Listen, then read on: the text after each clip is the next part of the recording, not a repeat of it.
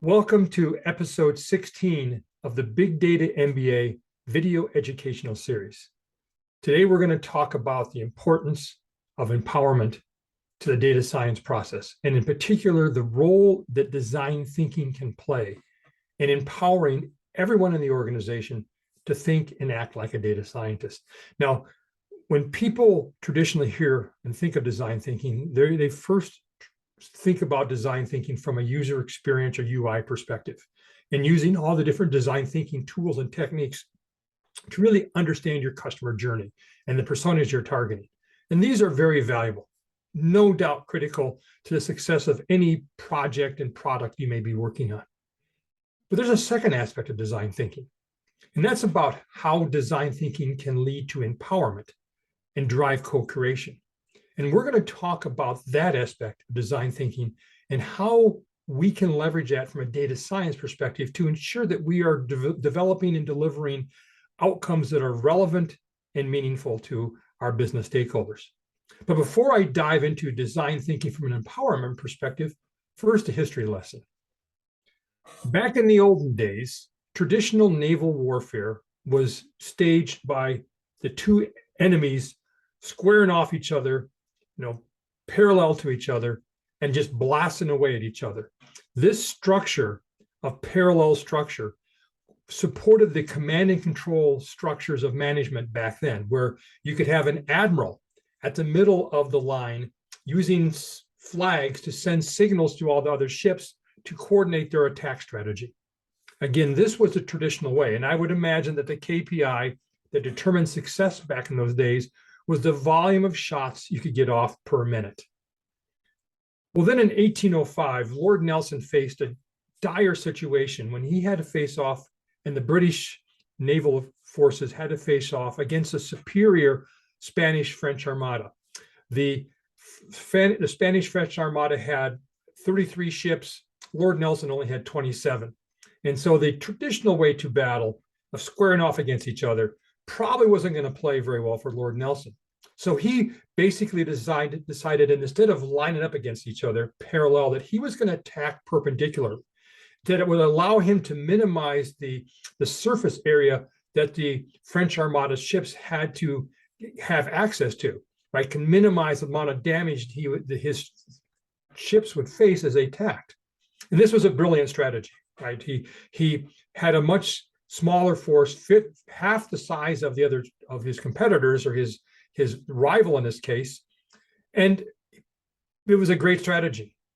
But he did one other thing that was actually even more important, is he actually empowered each ship captain to attack on their own. That once the attack got going, once they were able to pierce the French-Spanish Armada's front, and it became almost hand-to-hand combat from a ship perspective, that each ship captain was empowered to do their own structure, that the command and control structure of a centralized admiral who's given all signals would not be effective in a war where everything is broken out. And Lord Nelson basically turned each of his ship captains into entrepreneurs of battle, where they had the skill, the mission, common lexicon, they knew and acted alike and knew what had to be done. And the results, by the way, spoke highly for themselves. The French-Spanish Armada that started off with 33 ships lost 19 of their ships, and Lord Nelson had started with 27 ships, ended with 0 losses, didn't lose a single ship. And one other testament to the brilliance of his strategy of empowerment was the fact that Lord Nelson was actually killed very early in the process. He was shot by a sniper very early, right? The strategy is you take out the admiral and everything else falls apart, which actually worked until he basically empowered all of his ship captains to be their own entrepreneurs of battle. This is how we can leverage design thinking. The same concept of empowerment, of trying to unleash the greatness in all of our stakeholders, is one of the key hidden values inside of design thinking. I like these phrases here, right? That all ideas are worthy of consideration. Maybe the most powerful statement on here, because what you want to do is you want to have all ideas surface from all the different stakeholders, especially those stakeholders on the front lines of the operations. I mean, they're the ones who really understand what's going on. The nurses, the doctors, the technicians, the operators, the coaches, the physicians, right? They're right there in the front lines. They're the ones you want to empower. They're the ones who have insights and intuition about what's happening, what's not happening, and why it's happening that we want to basically unleash. And by the way, all ideas are worthy of consideration. Doesn't mean that all ideas are good. A lot of ideas aren't worth a crap, right?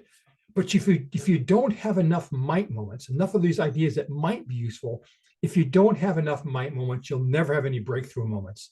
And so you really want to empower this ideation, democratize it, unleash it.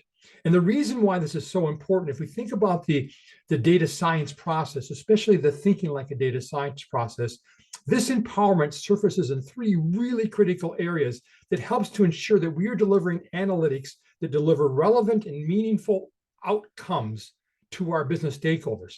The first place is really understanding if we're going after a certain problem, what are the decisions that those stakeholders have to make to support that particular business initiative? What are the KPIs and metrics against which you're going to measure success? And what are the ideal outcomes? So early on in the process, we want to get a very thorough understanding of the problem we're going after. And also we want to get the buy-in and alignment from our stakeholders that we're going after a problem that's meaningful to them. The second area is the identification, validation, valuing, and prioritization of use cases. Right, again, this gets back to understanding desired outcomes, understanding KPIs and metrics, but most importantly here is that organizations have a bounty of use cases. In fact, organizations won't fail because of a lack of use cases. They typically fail because they have too many. So they peanut butter the resources across all of them and end up achieving none of them. So we need to have a process that brings the empowered stakeholders in to help us to identify, to validate, to value, and prioritize those use cases. And then once we picked a use case or two to go after, our stakeholders aren't done because we want to brainstorm with them. What are the variables and metrics that might be better predictors of performance? We want to bring them into the feature engineering process square up. So throughout this data science process, in this case, the thinking like a data scientist methodology, the empowerment of our stakeholders is critical to ensuring that our data science team is delivering something that's meaningful and relevant to the people who are going to actually use those insights to make decisions. Thanks for your time. Hope you enjoy my new man cave and watch this space for episode 17. Cheers.